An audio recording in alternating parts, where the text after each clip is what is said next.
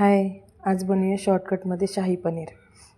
कढईमध्ये तेल घालायचं, थोडंसं बटर आणि खडे मसाले घालून घ्यायचे, परतून घ्यायचं.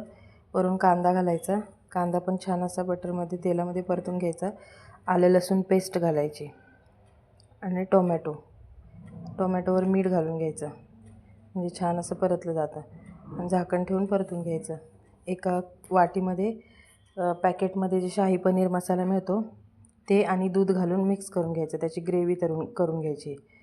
इकडे कांदा एकदम छान असा परतून झाला की त्याच्यावर मसाले घालायचे. काश्मीरी लाल मिरची पावडर, घरचा मसाला, हळद, पनीर मसाला वगैरे सगळं घालून परतून घ्यायचं छान तेल सुटेपर्यंत. त्यानंतर ग्रेव्ही घालायची, जी आपण दुधामध्ये घोळवली होते ती ग्रेव्ही घालून परतून घ्यायची. 1-2 वेळा झाकण ठेवून शिजवून घ्यायची. ग्रेव्ही पूर्ण शिजली पाहिजे तेल सुटेपर्यंत. त्यानंतर कट करून पनीर घालायचं.